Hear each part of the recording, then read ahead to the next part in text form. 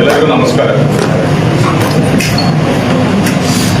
ಬೀದರ್ ಜಿಲ್ಲೆಯಲ್ಲಿ ಇಲ್ಲಿಗಲ್ಲಿ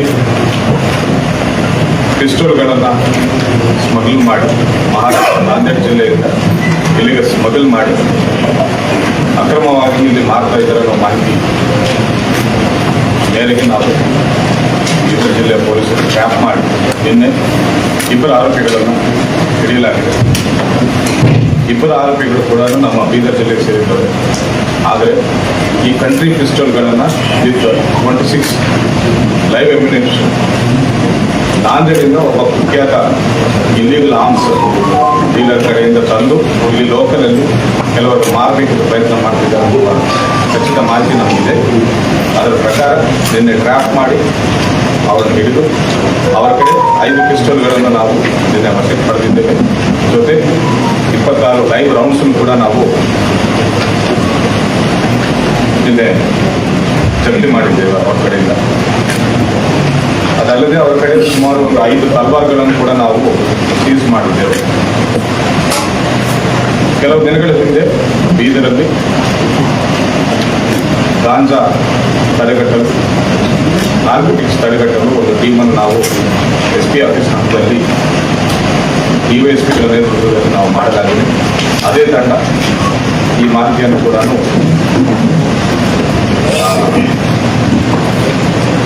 ಪಡೆದು ಈ ಆಪರೇಷನ್ ಕೂಡ ಮಾಡಿದೆ ಅಂತ ನಾನು ಹೇಳಕ್ಕೆ ಇಷ್ಟಪಡ್ತಾ ಇದ್ದೇನೆ.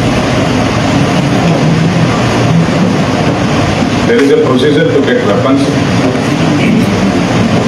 ಲೀಗಲ್ಲಿ ವೆಪನ್ ಪಡೆಯಕ್ಕೆ ಒಂದು ಪ್ರೊಸೀಜರ್ ಇದೆ, ಅದನ್ನು ಫಾಲೋ ಮಾಡೋದಕ್ಕೆ ಈ ರೀತಿ ಇಲ್ಲಿಗಲ್ ವೆಪನ್ಸನ್ನು ಪಡೆದು ಲಾ ಆ್ಯಂಡ್ ಆರ್ಡರ್ಗೆ ಸಮಸ್ಯೆ ಮಾಡಬೇಕಂತ ಪ್ರಯತ್ನ ಮಾಡುವ ಎಲ್ಲರ ಮೇಲೇನೂ ನಮ್ಮ ಬೀದರ್ ಪೊಲೀಸರು ಮಕ್ಕಳು ಕಂಡಿದೆ ಅಂತ ಹೇಳಕ್ಕೆ ನಾನು ಇಷ್ಟಪಡ್ತೇನೆ.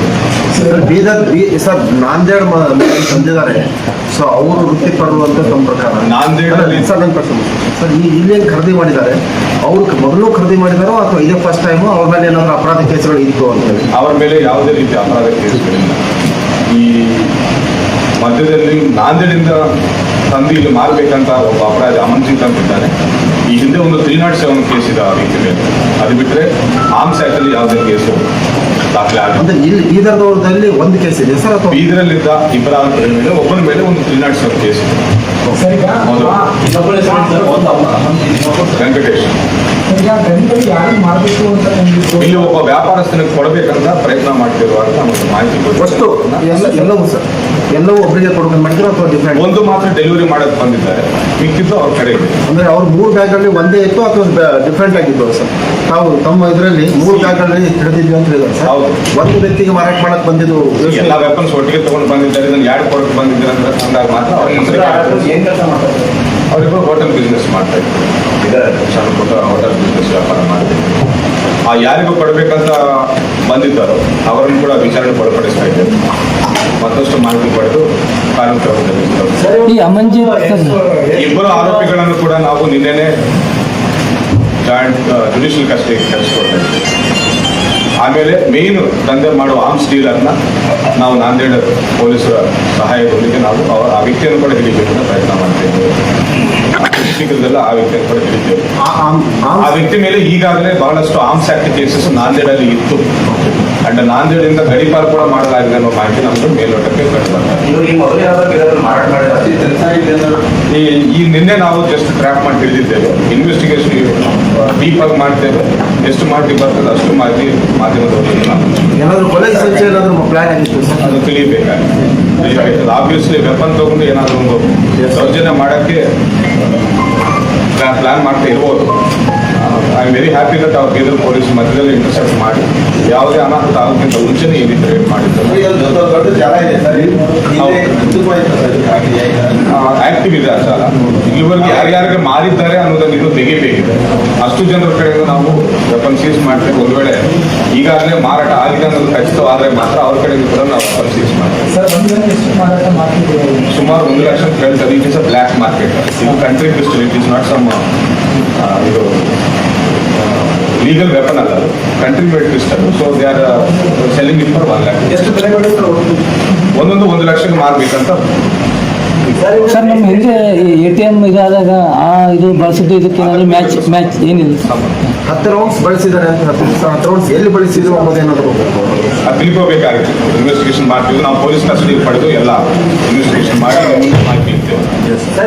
ಎಲ್ಲಾದರೂ ರಿಹಾರ್ಸಲ್ ಅಂತ ಹೇಳಿ ಏನಾದರೂ ಪ್ರಾಕ್ಟೀಸ್ ಮಾಡಿ ಫೈಲ್ ಮಾಡಿದ್ರೆ ಅಥವಾ ಬೇರೆ ಯಾವುದಾದ್ರೂ ಅಪರಾಧದಲ್ಲಿ ಇದನ್ನು ಯೂಸ್ ಮಾಡಿದ್ದಾರೆ ಅನ್ನೋದು ಇನ್ನು ತಿಳಿಯಬೇಕಾಗುತ್ತೆ. ಸರ್, ಒಂದು ಪಿಸ್ತೂಲ್ ಎಷ್ಟು ಬುಲೆಟ್ಸ್ ಇರ್ತದೆ? ರೇಂಜ್ ಎಷ್ಟು ಸರ್? ಒಂದು ಕೆಪಾಸಿಟಿ 8 ಬುಲೆಟ್ಸ್ ಅಂತ 8 ರೌಂಡ್ಸ್ ಕೆಪಾಸಿಟಿ ಇದೆ. ಒಂದು ಮ್ಯಾಗ್ಝಿನ್ಗೆ 8 ರೌಂಡ್ಸ್ ಕೆಪಾಸಿಟಿ. ಎಷ್ಟು MM ಇದೆ ಸರ್? 9 mm ಕಂಟ್ರಿ ಪಿಸ್ಟಲ್. ರೇಂಜ್ ಎಷ್ಟು ಹೋಗುತ್ತೆ ಸರ್? Hardly 25 meters. Accurate range 25 meters. Arrest ಮಾಡೋದಾಗ ಪೊಲೀಸ್ ಇಲ್ಲ, ಅವರು ಶಾಕ್ ಆಗಿದ್ದಾರೆ. Actually they did not expect that ನಾವು ಹೋಗಿ ರೈಡ್ ಮಾಡ್ಕೊಂಡು ಎಕ್ಸ್ಪೆಕ್ಟ್ ಮಾಡಿಲ್ಲ.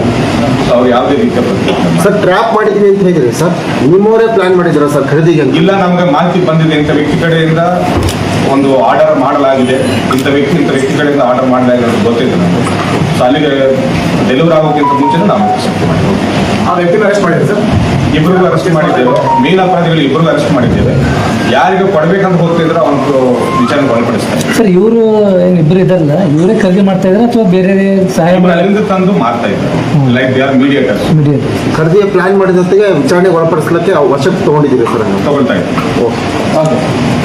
ಸರ್ ಇನ್ನೊಂದು ನಿನ್ನೆ ಕೈದಿಯನ್ನು ಅರೆಸ್ಟ್ ಮಾಡಿದಿರಲ್ಲ ಸರ್? ಸರ್ ಇದು ಕುಂಬಿಂಗ್ ಡ್ರೋನ್ ಕಾರ್ಯಾಚರಣೆ ಎಲ್ಲೇನಿಲ್ಲ ಸರ್ ನಿನ್ನೆ ಕೈದಿಯನ್ನು ಅರೆಸ್ಟ್ ಮಾಡಿದಿರಲ್ಲ ಸರ್ ಇದರಲ್ಲಿ ಸರ್? ಮೊನ್ನೆ ಬಸ್ಸಲ್ಲಿ ಅವ್ರು ಬಸ್ಸಲ್ಲಿ ಟಿಕೆಟ್ ತಗೊಂಡು ಪ್ರಯಾಣಿಸ್ತಾ ಇದ್ದ ಅಥವಾ ವಿತೌಟ್ ಟಿಕೆಟ್ ಅಲ್ಲಿ ಇದ್ದು ಅಥವಾ ಯಾವ ರೀತಿ ಟಿಕೆಟ್ ಸರ್ಚ್ ತಗೊಂಡು? ಆಪರೇಷನ್ ಇನ್ನೂ ನಡೀತಾ ಇದೆ.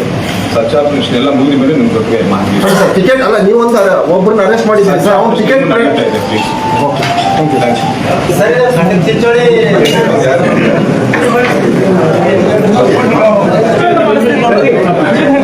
ಸ್ವಲ್ಪ ಪ್ಲೀಸ್.